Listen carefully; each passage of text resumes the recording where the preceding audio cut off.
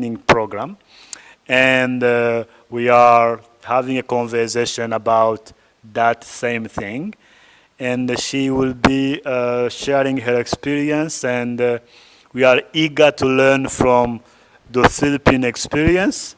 After her presentation, we will have an opportunity to ask questions, as many questions as we can, because we want to learn as much as we can.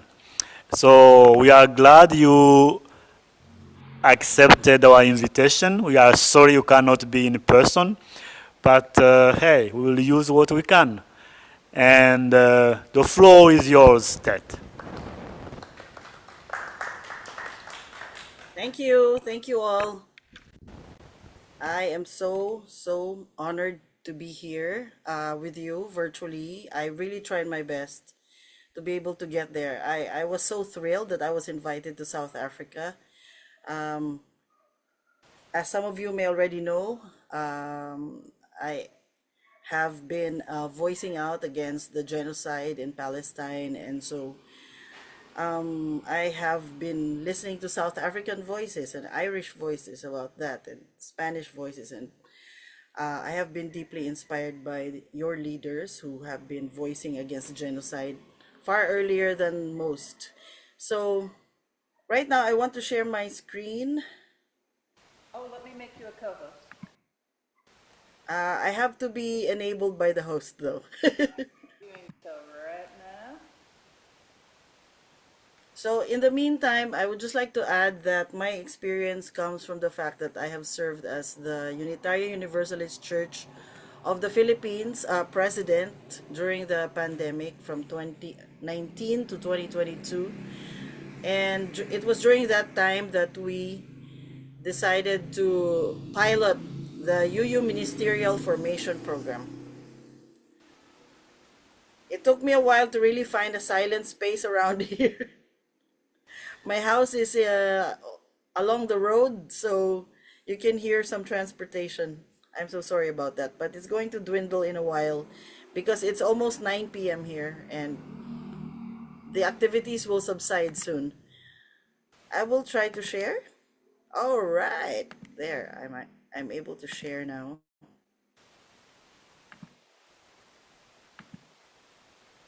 So let's go into presentation mode. There.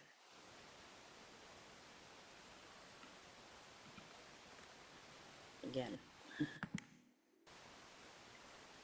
There. Okay. So let me talk a bit about the art of ministry, at least from my exposure in international work. I have done a bit of travel and visited a lot of congregations, and I am constantly conversing with ministers everywhere from the UK to leaders in Paris, Australia, India, Singapore, and the United States. In fact, this Sunday, I'm going to be virtually in UU Fresno in California, and I'm going to talk about friendship as the ministry. So, in this talk, I'm going to be approaching the art of ministry. But first, before we do that, we need to be on the same plane, right? On the same level, on a few concepts. So I think basically the art of ministry is sowing the seeds of beloved community. So start with an invocation.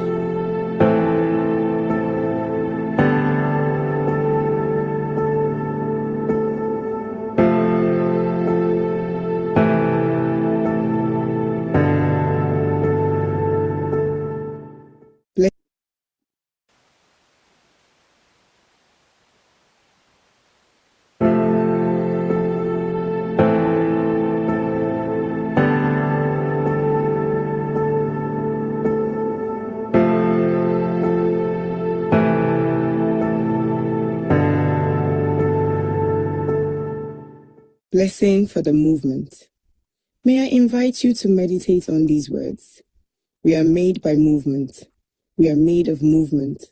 We are made for movement of the mind, the soul, the body, the going away, the coming inward, the letting in, the letting go, the run, the stride, the leap, the dive, the flight.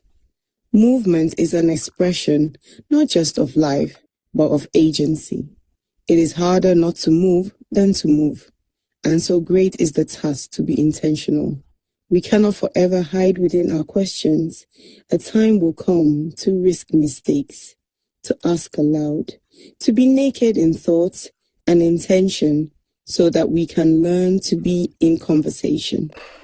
We are made to move sometimes with one another, through one another, sometimes for one another, against one another, all to understand the interconnectedness of life and its wholeness. No power is an island. It comes from somewhere and moves somewhere. It is held up by many things. No power stands alone. We must choose a movement. We will move ourselves. We will move others. We will move the world. May we be intentional in community. May we stay with the trouble. May we move by faith and love with the joy and wisdom of our diverse beliefs. I send you the blessing of small creatures. They teach us size is meaningless and meaningful. I send you the blessing of the invisible. They are beyond what's been imagined. I send you the blessing of the unidentified. They challenge organized hatred. I send you the blessing of the misfit. They stretch our labels and break our boxes. I send you the blessing of the damaged. They challenge the orthodox. I send you the blessing of disruption. It teaches us life is not just routine. I send you the blessing of the failing. They can teach us about redemption. I send you the blessing of a colleague, a friend, a partner in movement. You are never alone.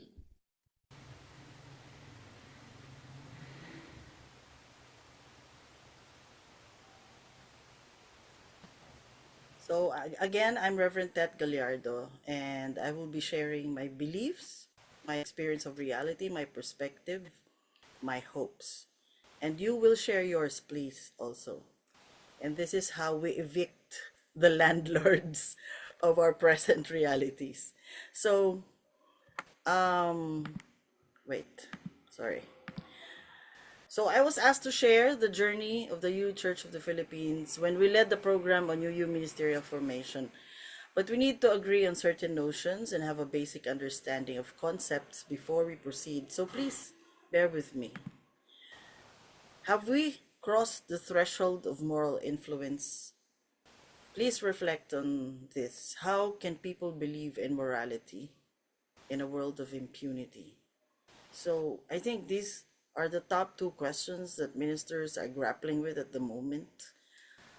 Can we still sell morality, so to speak, right? Can we still convince people that there is such a morality that could be in place in a world that is slowly getting more and more difficult to understand? So let's listen to. Our entire class is on game theory, right? Guys, this is kind of weird because what this suggests is that religion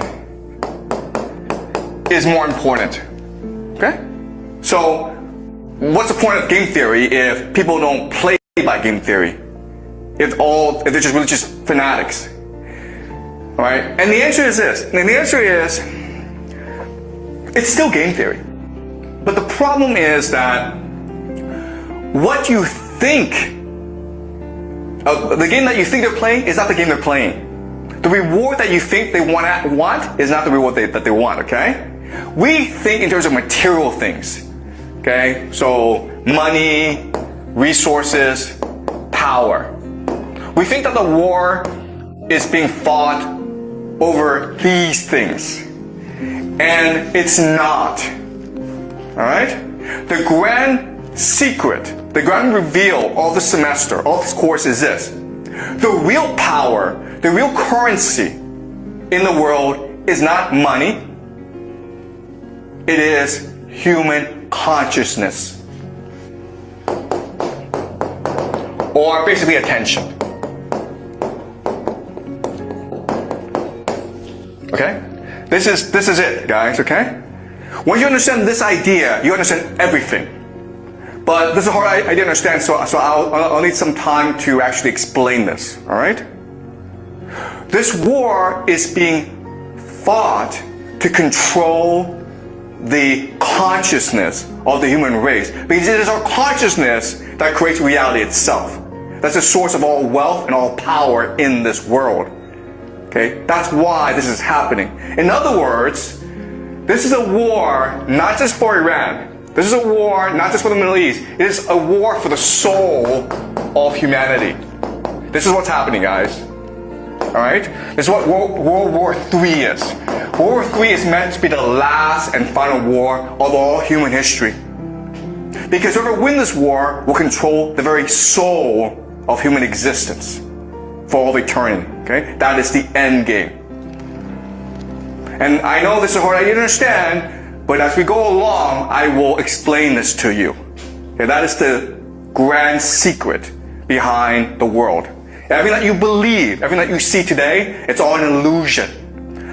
The reality, the truth, is that consciousness is a source of all power of reality itself. And so this is a war for human consciousness. It's a war for the very soul of humanity.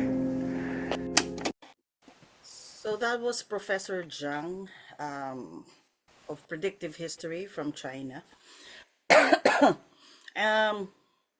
So basically he's saying the world is created through a type of consensus of our human consciousness, the different levels. So there's also a lot of articles going around about the multiverse, the pluriverse. We create reality together. So although I don't like Israel, there is an author from Israel that is difficult to ignore, and I would like you to listen to him as well later. But first, I would like us to go on the same level. We are co-creators, right? So our faith is within a church of leaders, not of followers. We do not comply. Every time you think you're complying, you're actually freely creating the reality with your choice and your agreement or disagreement, right? So it is better to intentionally do the compliance rather than just blindly comply. It's better to be intentional. What am I complying with? What is the impact, right? So we are co-creators. We are also duty bearers and rights holders. So people say, "Hey, we have human rights. We have human rights." And who has the duty? Who bears the duty to provide human rights? Is it just the government, or is it each other? Do we care for each other enough to feel like we are also duty bearers? If someone is hungry, they have a right to food, and the government is far away, don't we have also the duty to feed the hungry, right? So our moral duty is not confined to our church. We are a movement because we bear the duty of ensuring the rights of all. Even if it is not us who enforces the duty for the rights holder, we still have the duty to make sure that the rights are enforced, right? To direct the government to where it is needed, right? So what questions do we start asking as ministers? Questions about power, suffering, and harm, formation, hopes, and self. So when it comes to power, some ministers must ask, who funds this institution? What do they expect in return? And then we can point to who is the invisible power when we actually ask, who am I afraid to criticize and why? So they are the ones who are having more power in church that are invisible and probably without accountability, because there are formal leaders and there are informal leaders, and the formal leaders have accountability. They have to explain how they flexed their power. The informal leaders, they have influence, they have power, right? But they don't have to explain why they did it that way. That's why they're more dangerous. So we need to understand who really are in power in this forum, for instance, or in this situation, right? So they are what I call the landlords of present realities. So once you get to know that change is one of the currencies of ministry, then you have to let go of power, the notion of your own power being permanent or very stable. Because, for instance, right now you have a dominant notion, and maybe someone else will come and challenge that, and it becomes the less dominant notion. You have to be ready for that, right? So another question is, has this congregation become a social club for the comfortable or a refuge for the broken? So sometimes it becomes a social club, and sometimes it's even like, hey, we're family. But I think that's okay as long as family is open, constantly open, right? For instance, in Filipino society, yeah, we are clannish, we are about kinship, about our own family, but that is constantly open to being broken open. Like, hey, anyone can be part of this family if they have the commitment, right? To protect it, to keep it safe, to care for it. Anyone can be part of this family. So the other thing is, am I speaking truth to power, or am I the chaplain of power? So sometimes we feel, am I still speaking truth to power, or have I become the chaplain of the status quo, right? So these are questions we need to ask. Questions about truth. What do I actually believe versus what was I told to believe? What would I do if my traditions, teachings conflicted with what I know is right? What would I do? So, for instance, right now, I am really conflicted about the fact. So now I have to tell you my truth, right? I'm very conflicted about the fact that although the UU Church of the Philippines is part of the UU Association, the UU Association has not voiced anything about child trafficking as a global crisis. And I think that needs to be named, right? So am I protecting doctrine or am I protecting people? What topics do I avoid in sermons and who benefits from my silence? So, questions about suffering and harm. Where is suffering happening in community right now that I am not talking about? So, you can see, for instance, child trafficking. A lot of suffering is happening there, but it's not being talked about yet. We need to push it, push that agenda, right? Even the term genocide that was happening in Palestine had to be pushed in order to be named. So the other one is, who is being excluded, exploited, or ignored, and does my institution benefit from that? So we need to be sensitive. Are there people who are being exploited, excluded, or ignored, or marginalized, or in a type of microaggression? Like, it's not obvious. They could be excluded on other terms. For instance, there is racism, but the exclusion of, let's say, black people is not based on color.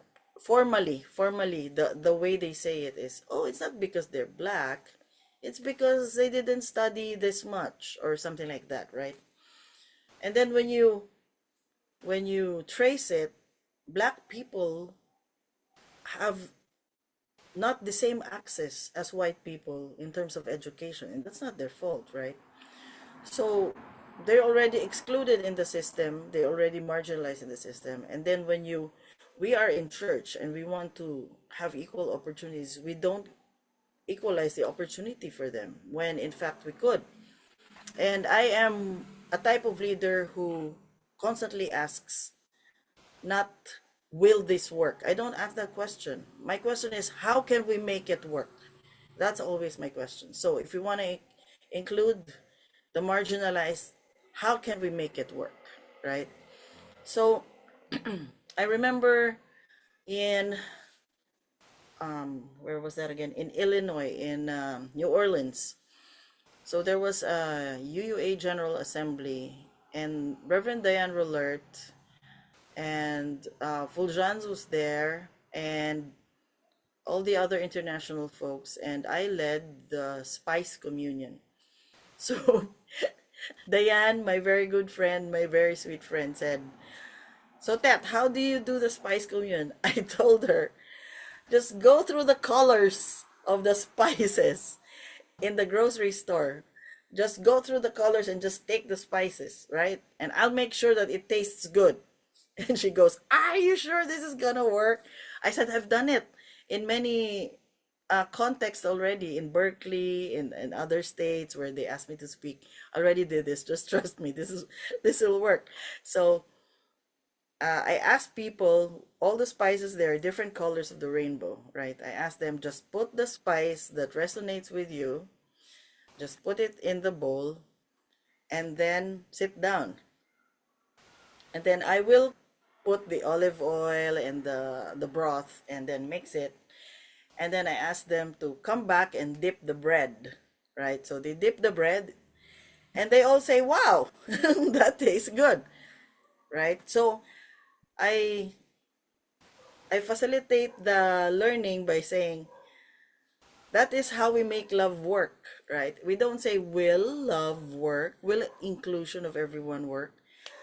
The question is, how do we make it work? If we want that world to work, we have to ask how to make it work. And how to make it work is to oil it, to salt it, and to put the base in it. The base, which is the broth. And so that's how I think we need to think as leaders, is how do we make the good world work? So what systems in my city, my country, my economy produce evil outcomes, and have I named them? Right? Naming is pretty important in our line of work. But again, we don't want to sound like we're condemning. We're in the business of condemnation, right? So we need to name, and we need to restore the people who are misguided, who are mistaken, who are, you know, just not working for the good, and then give them a chance to first awaken, right? Put them in a forum, call them in, things like that. And then, but we have to name it, because if we cannot name it, then it has power over us, right? So the next is, am I more concerned about my congregation's comfort than their moral growth? So we have to ask this, because we need to push the edges of our comforts all the time, but not constantly. People have to be able to breathe, like we're not constantly processing new information. That's very exhausting. So we need to also have a lot of Sundays of meditation, contemplation. Where is our congregation so far in the growth of our consciousness, right?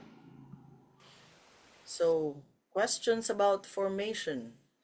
Am I invoking kindness and caring, nurturing people who think morally, or people who just follow rules? Are my people more loving, more just, more courageous than last year? What does my community do when no one is watching? Do my people know how to resist evil? Not just that they should, do they know how, right? So, for instance, when I became president, people were really very afraid to intervene in scenarios of domestic violence. There are husbands who would hit their wives, and they wouldn't know how to intervene. And well, the good news is that there's only less than a handful, less than one hand of instances in all the 3,000 to 4,000 members of this church. There's very few. I personally know only of two church members who have gone through it. But mostly, churches are grappling with how to intervene when it's not a church member, but it's in our community. So we asked the women's social department to teach us, the Department of Interior local government to teach us how to intervene, what to do. But all that they taught us is, legal work. Like, these are the papers, these are what you have to fill out, this is where you process them, where to go to the police. But what happened was, I'm proud to say, the women's organization of the UUCP, which is the UU Women's Association, they talked among themselves, and one of them decided, let me try to go to this husband and just tell him, you know that we care for what happens to your wife. We love her. She's our friend. We really like her to be safe. And that's all they said. They didn't demonize him.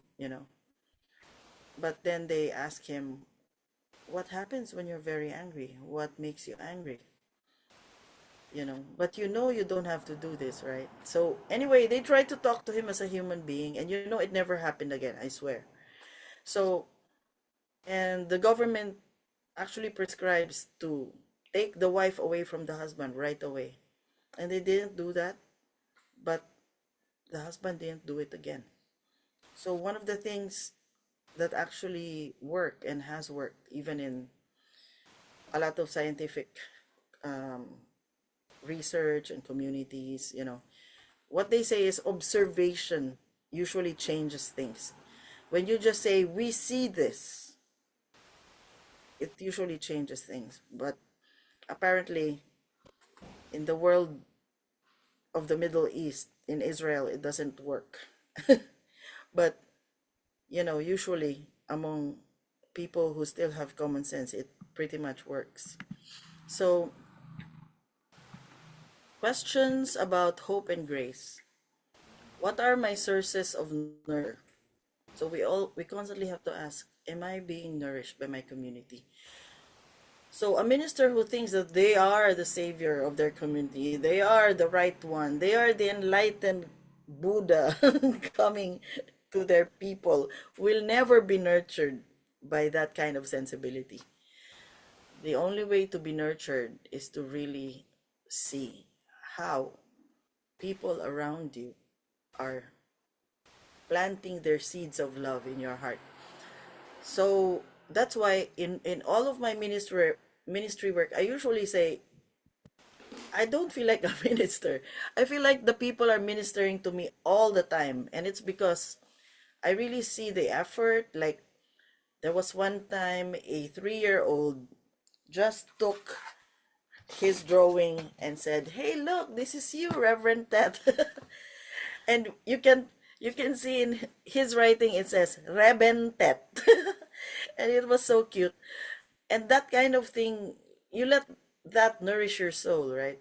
Let that be a source of nurture. It's you who decides what will nourish you.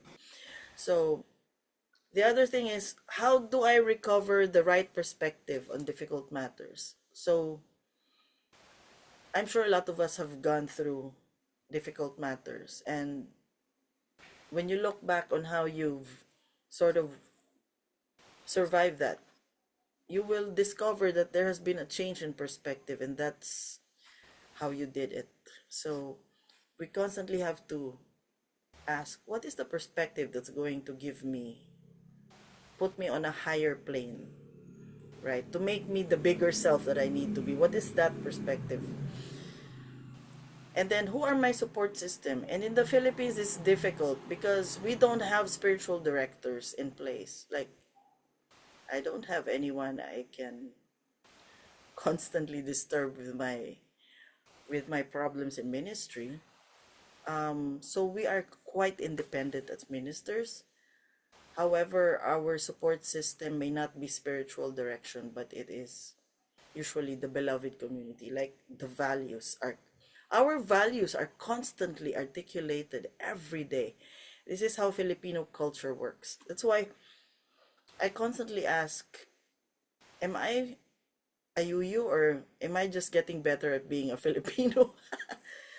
Because the more I develop or deepen my understanding of what is good and causes the least harm, I constantly discover the indigenous practices that have supported this type of behavior.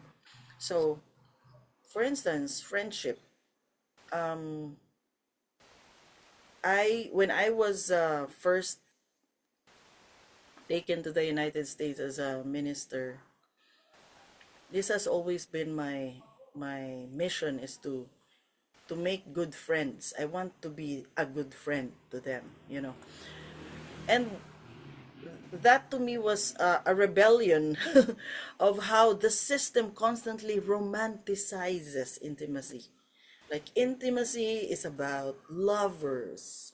Intimacy is about making love, having sex, right? Like that. But I wanted to be on a plane of existence that expands this further into something that doesn't ask what's in it for me, but something that asks what can I do for the greater good, something like that. How can I support others? How can I be of service? So the more I went into that, the more I discovered how friendship works in my Filipino culture, and I have become shocked at at the discoveries I have made about it. So, for instance, the Greeks, right? We are told in religious education, wherever that there are, the Greeks developed, I don't know, like 6 or 7 words for love, right? Or these are the love languages, right? There, on one notion, they would say these are the love languages, like gift giving, words of affirmation, right? On the other hand, they would say these are the different types of love: agape, storge, if you've heard of all that. And then I discovered that in my Filipino culture, friendship alone, you could already find like 21 names for different types of friendship. And I've only discovered that at my late stage in life. So I would really think that one of the sources of your nurture would be your going back to your indigenous practices, your indigenous culture, your decolonizing the things that have now been hidden by colonization. So do I invoke one thing is, do I invoke hope and grace for my community? When you enter the room, do you have that spiritual factor? Do people see hope and grace when you come in? Right? So am I fostering harmony among all? So you're not going to be the center of all friendships. Let everyone be friends, right? Let everyone be friends and be happy and love one another. And ministry is not being the center of that. So questions about self. Am I in this role for the people or for the identity it gives me? And for me, it's actually both. I am in this role for the people, but it also helps that I have this identity, right? Because my old identity wasn't really good. My old identity was this reckless, happy-go-lucky, you know, I was a drunkard for like maybe 15 years. I don't know. I tried to heal myself from that. I'm completely healed now.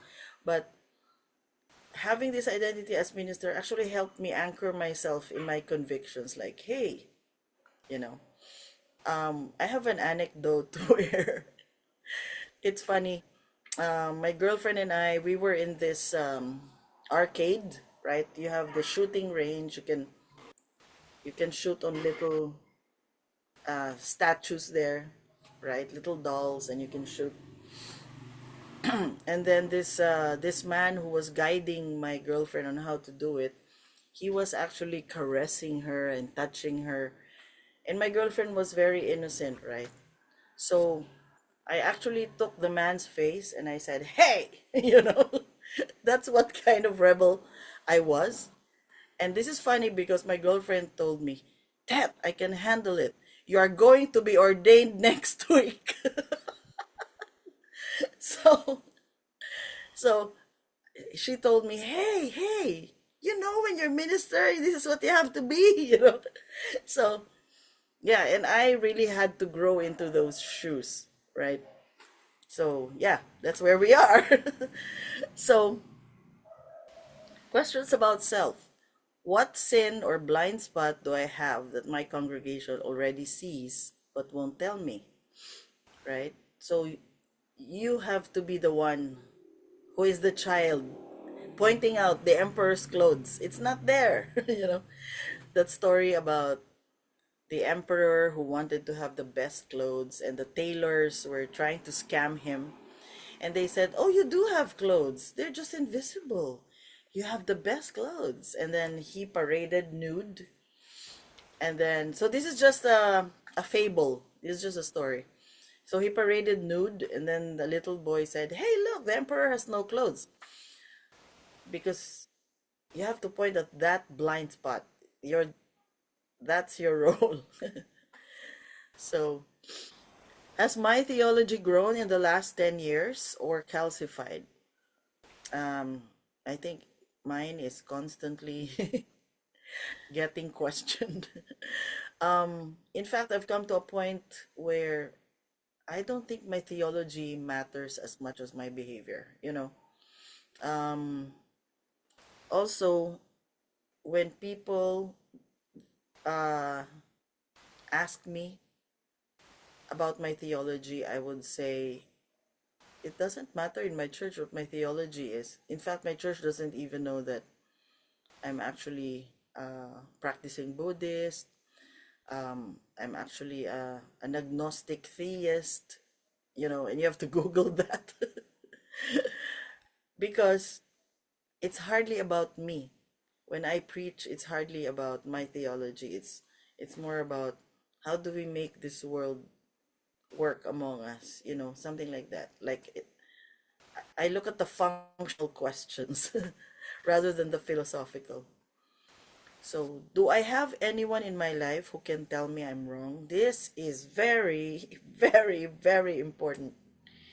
I constantly tell my people, my friends, everyone, you know, never elect or select or never put anyone as leader if you cannot tell them they're wrong.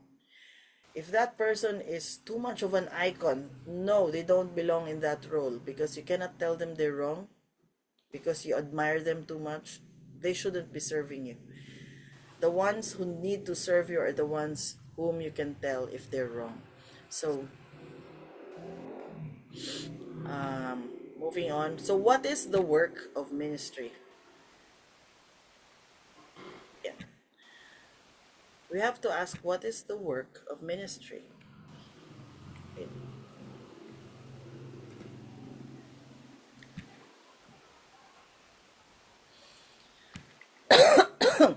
Sorry. So this is pretty hard to answer. We probably need to break out in groups, but we don't have to do that. We don't have enough time actually. So first, let's go into this song. As we reflect, what is the work of ministry?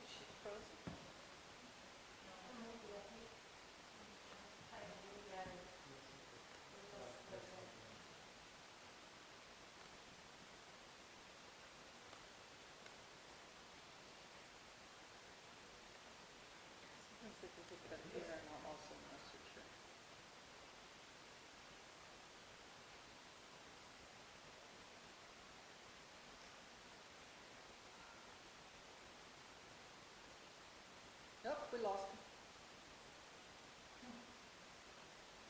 She must have been frozen.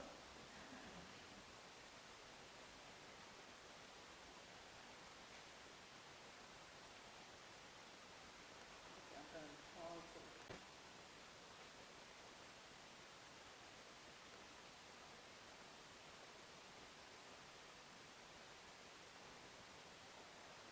Okay, cool. Tet, you're on mute.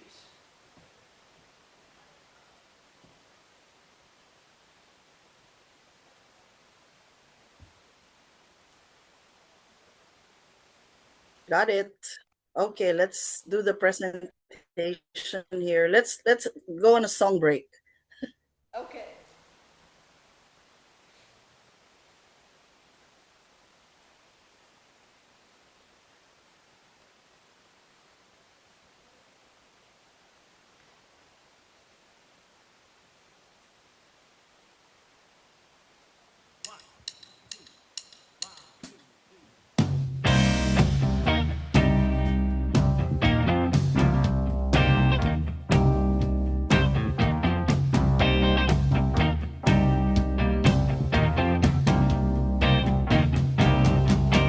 We are building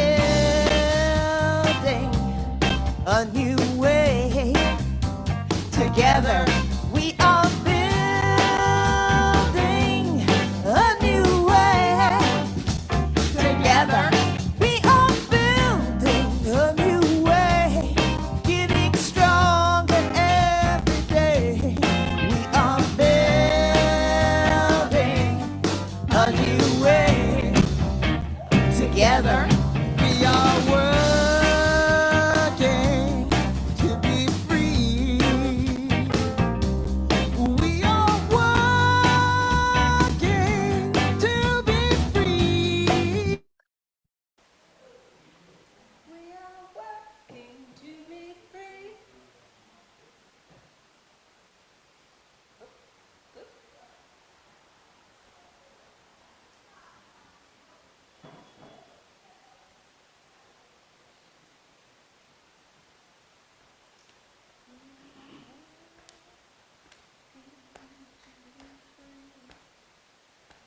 Oh, we lost the presentation, Tet.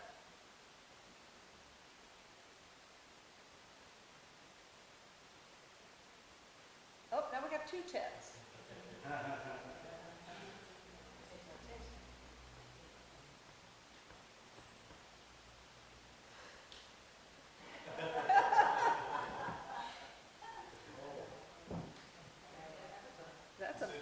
That is a really adorable Tet. Sorry, I have to ask for the sharing again, sharing permission. Oh, okay, did you fall out again? Which, I'm gonna have every Tet share.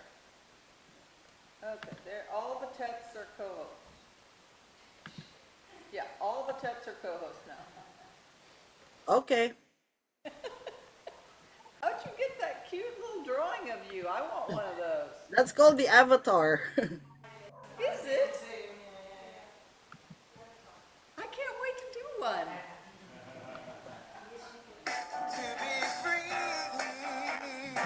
Again, sorry.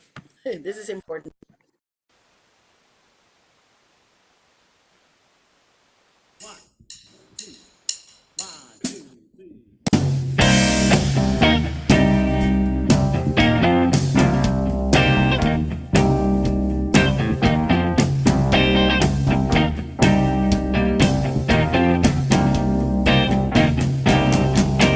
We are building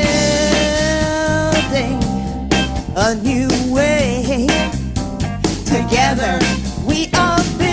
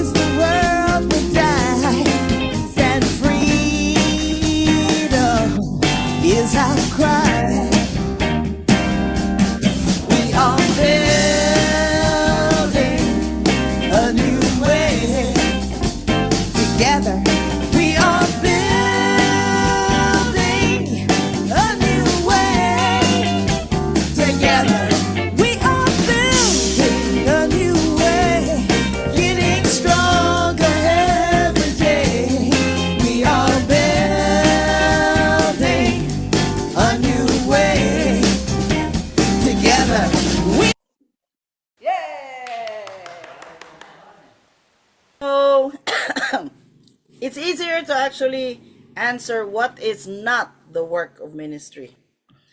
So, what is not the work of ministry? Putting institution over people, in my view, window dressing, focusing on fires, just keep putting out, you're in constant crisis mode. The minister has to, you know, jolt herself out of that and ask systemic questions like what structural systemic changes need to happen for these fires to be put out, for these fires not to happen anymore. 2D model and icon, you can't be that. You can't be, like the politician with the hands and the smile and the poster child. You cannot be that. You have to be three-dimensional. You have to come in your own fullness with flaws, warts and all, right? You cannot be the martyr and the messiah. This is setting yourself up for failure. And you cannot be micromanaging because you'll be, your folks will get tired of you and you won't have anyone else to rely on.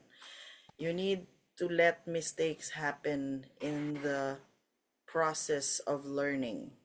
When your folks, when the people, your staff, everyone around you supporting you are learning, and then you learn to sit with that. You learn to process that. So, micromanaging is not the way to go. So, oh, by the way, a lot of my organizational development experience is also from the work I do for the American Management Association in the Philippines. Whenever they ask me to provide content for their leadership learnings sessions, a lot of those things that arise, I must translate into ministry work, the ministry as the leader work, or the ministry as the leadership developer, you know.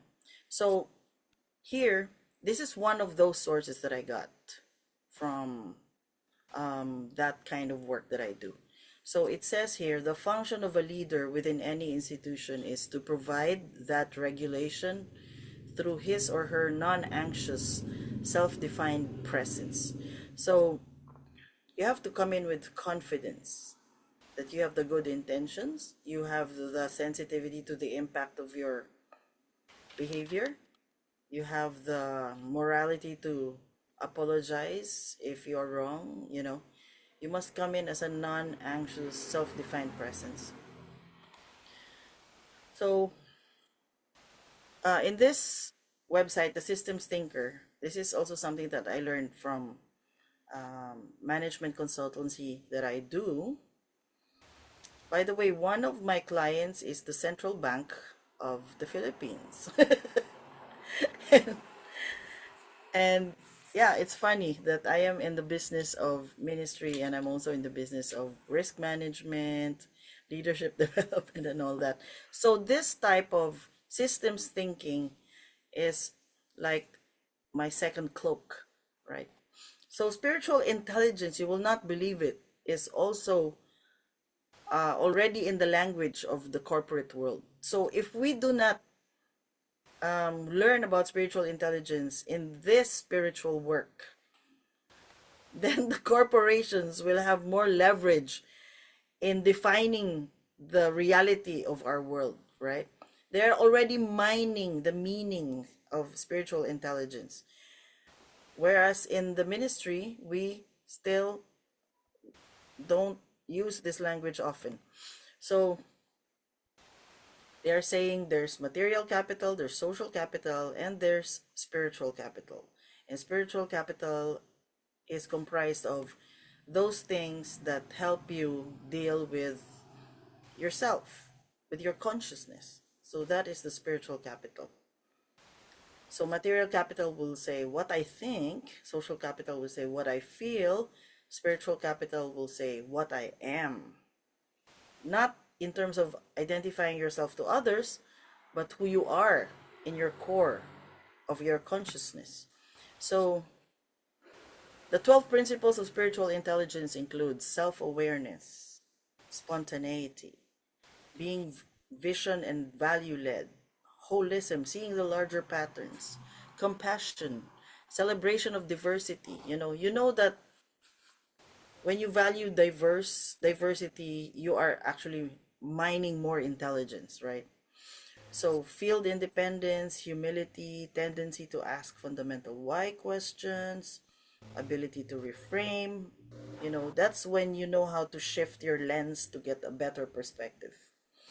And then positive use of adversity, the sense of vocation. So these are principles of spiritual intelligence. I hope you will read more about this. So what is the work of ministry now? What skills do ministers need? So one of the things that are important is healing the imagination, right? So the imagination is where hope resides. It's where we co-create a reality, right? So we model counterculture as well. So later I will go into the details. Mediating conversations, appreciation of the human experience, midwifing change, caring to ease burdens. And if you're thinking of other works of ministry that you have named, I would think that they fall in any of these 6 boxes. So, for instance, healing the imagination, what's in it? I'm sure a lot of you are familiar with Albert Camus, the existentialist philosopher, and he said, "In the midst of hate, I found there was within me an invisible love. In the midst of tears, I found there was within me an invisible smile. In the midst of chaos, I found there was within me an invisible calm. I realized through it all that in the midst of winter, I found there was within me an invincible summer. And that makes me happy, for it says that no matter how hard the world pushes against me, within me, there's something stronger, something better pushing right back." And I see this sometimes among Palestinian prisoners, like the moment they are released. I cannot imagine how they they were able to hold themselves together, and a lot of that is because of probably good childhood. They were brought up well, value laden home. You know, the community was there, right? So their imagination does not need healing. That's why their core is strong, right? Even in the midst of everything, of all the tribulations. So the work of justice does not begin with moral injury, do you agree? But with the imagination of better relations. Because sometimes we only talk about justice when there has been a wrong done. But I would say that the work of justice begins with imagining a world and trying to birth that world together with someone else. And what better way to do that than if that someone else was your whole church community, right? Let us birth a world where instead of contempt, there is collaboration, for instance. And then you model the way, right? So the imagination has to be healed that way by a minister. So this is the Israeli I was talking to you about. Yuval Noah Harari is an Israeli medievalist. He's pretty much hard to ignore because his thought about human beings as a creature of story is very true. So here's the video. Okay, where's the video?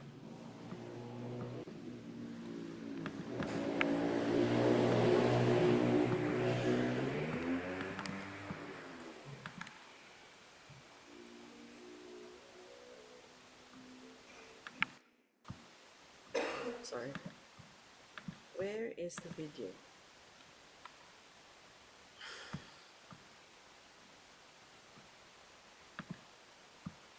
So basically, Yuval Noah Harari is saying that people are creatures of story. And what we think is our morality is part of the story we tell ourselves. And it has been influenced by a lot of upbringing and a lot of cultural work. Let me see. Anyway, maybe you can just look him up. Yuval Noah Harari, very crucial thinker of this century. Okay, so healing the imagination. What skills do ministers need? So reopening hope where despair has closed, possibility. Reframing stories so people can see dignity and future again. Nurturing spiritual imagination through ritual, story, and symbol. How about the appreciation of human experience? What skills do they need? So the Irenaeus of Lyon said, the glory of God is the human person fully alive. And we need not only to be that, but we need to let others experience the fullness of their life by maybe directing them to their own questions. So here's one of the prayers that could help you understand what I'm talking about.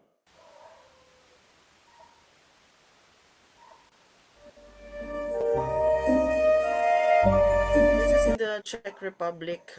They used one of my prayers. They said that this is from a compilation of prayers that they made for their church, and they said I'm the only source there among all the sources of all the prayers. I'm the only one who's living, who's alive today. So now that we're talking about the fullness of living, this is one of the prayers that I wanted.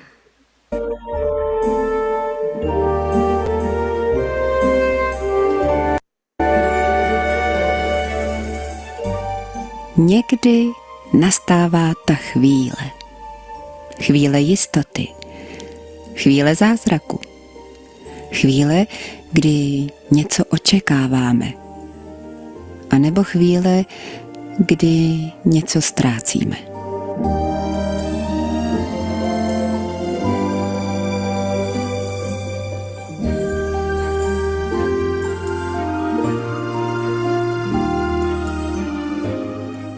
Někdy jsme na začátku, někdy jsme na konci. A někdy jen tak odpočíváme po vykonané práci. Vždy jsme však součástí tohoto světa. V životě i ve smrti.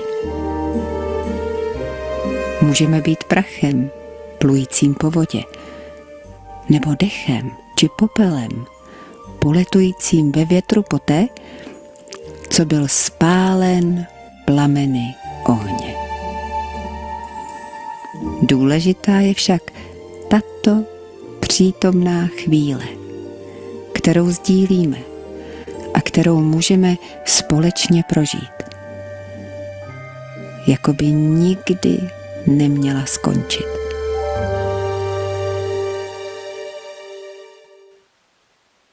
So this comes from a Zen perspective, which is you cannot change the past or the future. Life can only be accessed through the present. So the appreciation of the human experience is honoring the full range of experience, helping people see their own meaningful and worth, their own meaningful lives and their worth, clarifying personal theology also for them, cultivating reverence for ordinary life and shared humanity. So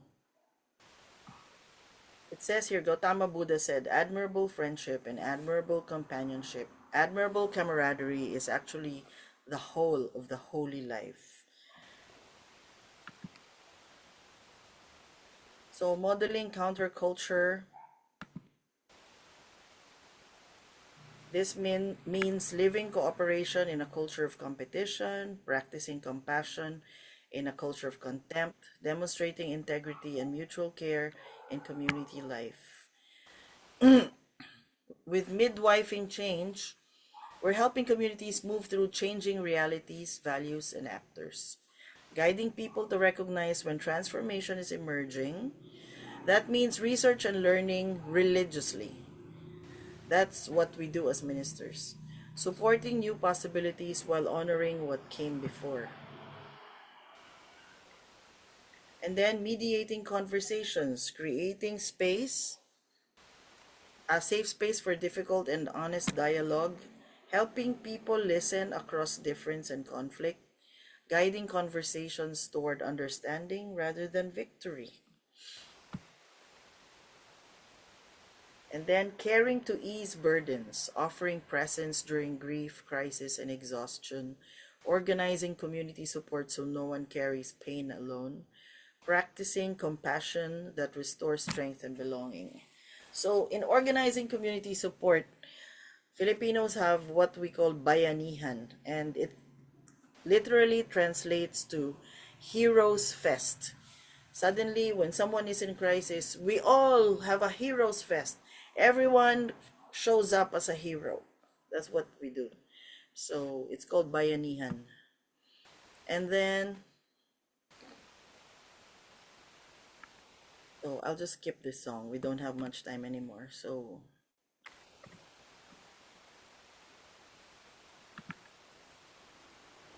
the Ministerial Formation Program of the UUCP is based on all that. So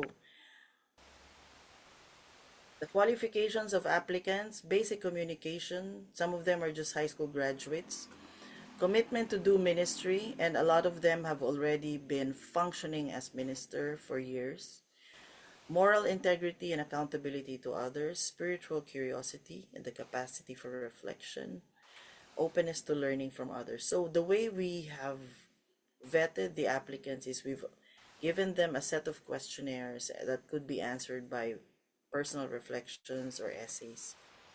So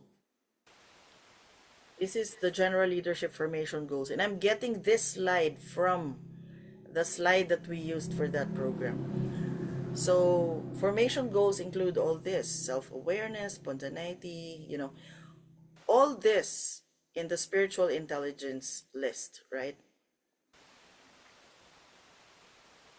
there. So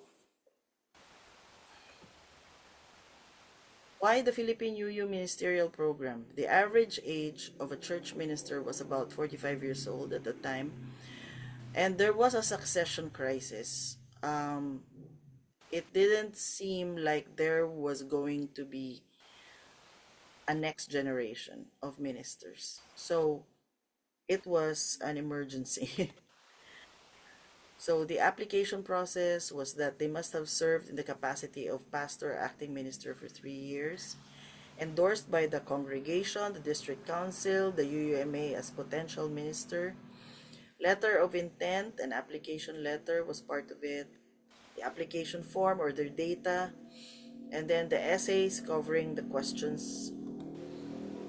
So this is from that slide that I showed the first batch of UU ministers. So this was our schedule. So the courses are history, UU theology, polity, religious education, Bible, pastoral care. As you can see, some of them are in the form of short retreats, and some of them was in a retreat with UUA president and international office official, Reverend Alicia Ford and Reverend Susan Friedrich Gray. They were here for the advocacy part and the beloved community part. And for the second part of it, that was year one. This is year two.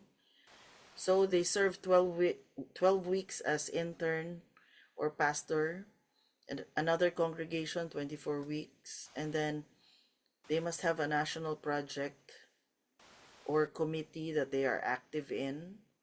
So it will be, these are the supervisors for each of those stages. So this is an internship track. So they must be able to be exposed in basic management, worship and ritual craft, and then there's an annual Bible summit. So all that. So the general direction of the learning is that it's not all classroom based. It's mostly exposure, experiential, the actual. Like they said that a person who becomes an apprentice for a doctor in a hospital learns more than a person who gets 10 years in a college, right? Something like that. So this is like being an apprentice right away to all these folks here. So also here, you can see that they must have district attendance because we have 4 districts in the UU Church of the Philippines. So they must attend their own district councils, at least 4 sessions. They will be vouched for by the district ministers. And then they must be able to participate in the General Assembly of their UU Ministerial Association. The SELUMP is the Continuing Education and Leadership of UU Ministers of the Philippines. So this is collaborative. They create their own courses in coordination with all these, the UU Ministerial Formation, the UU Ministers Association, and the Ministerial Formation Committee. They will collaborate to form their own topics, their own track. And then there's a threshold ceremony. So that's the end of the program. Oops. So these are the methods: class culture of open source learning, collaborative workshop exercises, assigned readings, film screenings, retreats, which includes contemplation, meditation, and release, experiencing leaders in internship, hospitality, facilitation. So they could also host the leaders in their homes, that's why there's hospitality here.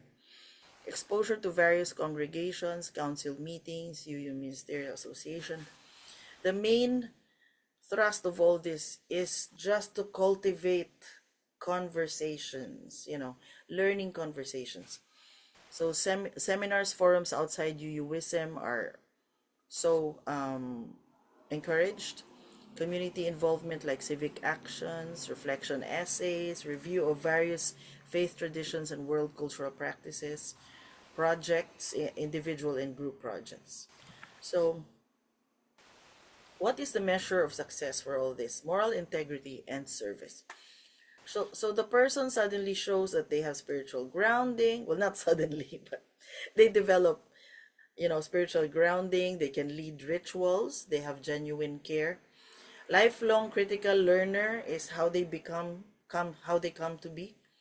And then they have practical wisdom, right? So one of the things that I say is my top achievement in life is that during the 3 years of the pandemic, not one of not one single person under my watch died of COVID. And that's because it's not just that most of them got vaccinated, but also because those of them who were afflicted were taken care of by their community through, making sure they were fed, making sure that they had palliative care and all that. They were very careful with how the virus would not spread. So that's where practical wisdom comes in. Continuous learning. The church structure should encourage collaboration, coordination, co-authorship, credit where it is due, and clarity. And so what are the products or services of a church, right? What are we really selling here? Are we selling that we have great ministers, or are we selling that we have a great culture and please be part of it? And that selling point, hey, we have a great culture, please be part of it, is so Filipino. That's why I felt like it was a convoluted way of coming to terms with my own Filipino indigenous spirituality, because the Filipinos, we didn't have the Edict of Torda that said there should be religious tolerance and everyone should have the freedom to choose their own pastors and religions. We didn't need that. That's the thing. There was no Edict of Torda because we never needed it. Previous to that, we were already fighting for religious freedoms of all the islands here. So I would say that is a good selling point. Look at our culture and be part of it. So, what do you think? What are the products and cultures and services of our church, and what are we selling? One of the things we're selling is change. If our counterculture is not weird enough, we are not change enough, I think. So, those are just my remaining insights. And ritual is very important because it is imagining revolution, it is imagining of change, a rehearsal of the normalizing of change or of revolution. For example, rituals for change are so important, like blessing of protesters, baptizing bodies of water, and even adapting that lake so that the church is constantly looking at the status of the lake and intervening in the lake, And then spice communion, the one that I told you about. And then water communion, flower communion. These are all rituals for change. Bread and roses. I've tried this in a protest march. That we were giving out bread and we were giving out roses, and that's how the EDSA revolution kicked out the dictator, through bread and roses. And then inclusion of animals in church. So yeah, so some notes on revolutionary acts. And I say this because I have helped more than 40 development organizations in the Philippines. And in fact, right now I'm part of the a Fisher Folks Association. For some reason, they put me in the board. I'm not even catching fish. But they thought that it was important I be on the board. So number one is some of the notes here for revolutionary acts. Number one is no one survives a real conversation, according to David White, the poet. So because when you come out of a real conversation, the self didn't survive. You are a changed person. Even if you didn't win, you are a changed person. We are always in ceremony. Number two, every encounter carries the shape of ritual. Number three, emotions hasten change faster than ideas. So we cannot always logically attack the wrong idea. Sometimes we need to use emotions. Like, look what is being done by this idea. Look at the harm, right? Invoke empathy, something like that. Change is often easier than the exhausting work of resisting change. Number five, kindness is never done alone. It is always a shared act. I would constantly tell my folks, if you want to be kind, be sure you are kind as a group to that one person who needs the kindness, because it is better. It is, you are supporting each other. And then success will always be temporary and incomplete, but that doesn't mean it's not success. Revolution requires allyship. So let us be friends. Let's come as friends.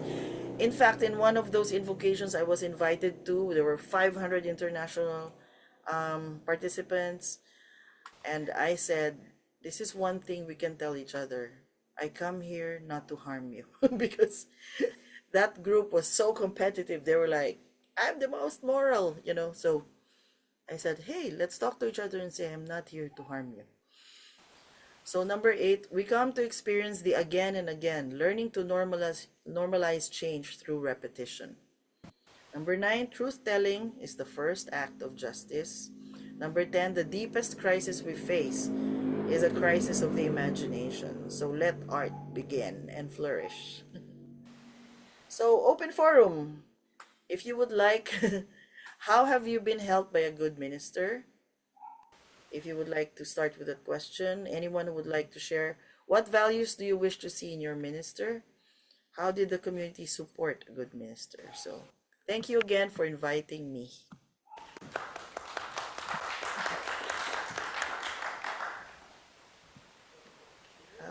stop share. Ayun. So thank you so much, Ted. Ted asked a question. I wonder whether people will respond to the question or ask your own questions to Ted. Are you ready for both, Ted? Yeah, sure. Does anyone have a question for Ted? So they need to come here? Okay. Hey, Tet. Nima here. Hey, nice to meet Yay! you. Nice to meet you virtually. Hey, I would like to ask about assessment. What kind of process did you have in the formation program for assessing your candidates? Okay, our way of assessing is that it's not what do you call it? It's not a rung in the ladder that is fixed. So we see them working and we see that they have made a mistake or something during internship. That's where we correct them. We correct them on the fly. That's how we do assessment. And then before the threshold ceremony, there's a panel of UU ministers, the UU Ministers Association Board, and that's where they have to answer questions from the board. That's the main assessment. We were very fluid with their development work, their self-development work. So that was the only assessment is before the threshold ceremony.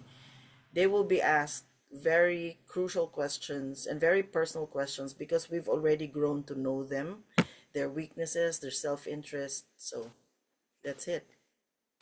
And you were assessing, just to follow up, you were assessing something experientially, like if they led a service or they did some activity. Because they were already required to have functioned as a minister for 3 years. So for instance, in my congregation, if someone wants to be a minister, I will let them do minister work like piece by piece over 3 years, and then they can apply for the ministerial formation program. Yeah. Was the program a one-off thing, or is it something that is still going on a continuous basis? Yes. I am proud to say that that was a success. So they continued it for. So that was the first batch, and then there was a second one, and the third one just graduated. And a follow up to that, do you have like per congregation more than one Yes, person some of or them. sometimes just one? Mostly there are two because there's the original minister because like I said there was a succession problem. So the congregations were being led by really aging ministers, so they're still there. And then the new minister is ordained, so now they have two. And then in some cases they have another one in succession. So some of them have two, some have three right now.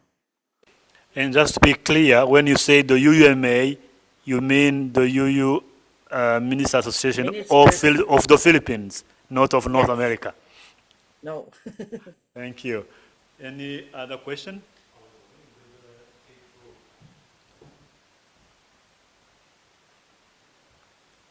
Hi, Ted. Good to see you again. Hi. Um, Ru. yeah, I just wanted to know whether you've got such a beautiful presentation, and especially the grounding of ministry, whether you will be willing to share that presentation with us. I know it. Yes, of course. Okay, wonderful. Because And I think also, I there's would quite a like lot of to, information that one didn't see and missed, and so it would be great to go through it again. and also please send me the recording. Oh, yeah, great. So we've got a recording as well. Thanks so much. Thank you, Ru. Any other question yes, Helen? Hello, Tet. It's Helen Mason from the UK. Are all your ministers paid? And if so, how do you raise the money to pay them? So there are like 25 congregations right now, and only 7 have sponsors or partners, and they have the ministers who are paid, but they are not salaries. They are just like donations, allowances for their personal needs. Ministers in the Philippines don't have payment at all. That's why a lot of us only work on Sundays. But for my particular ministry, I do everyday work for the Hungry Children of Valencia, which is a new 2-year fellowship. But for all of them, no pay except annually we get something every church anniversary. We get something like $100 USD. Thank you. And so the ministers do other jobs. They are teachers and Yes. okay. Mostly farmers, teachers, yeah, mostly carpenters. Good, good, good. Any other question? Yes, Justin. Hello, Tet. Hey, how are you, my friend? I'm fine. How are you? Good to see you after a long time. Yeah, I wish I was there. Aye, that's my wish too. I wish you were here. We sit down and talk. I like to hug you again. Yeah. I miss you so much. So my question is on innovation. You talked about innovation in ministry. What exactly did you mean? Because innovation is so broad, and what kind of innovation in ministry and how useful is that?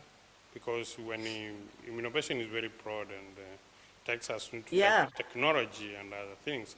Is it for helping ministers to get something or improve their ministry? Right. So, first of all, I was emphasizing to them that research and learning are religious work, and they must be open to change and innovation all the time, right? Just be open to it. Just make sure when you handle it that it doesn't totally dislodge people who are invested in, for instance, if a new innovation comes and then you've invested in it and then another innovation comes, you get disrupted again, right? So the minister's work is to ensure that there's some continuation between innovations, right? One of the innovative works that we did was the notion of education of the ministry wasn't wasn't based on static knowledge but on developing knowledge, emergent learnings, right?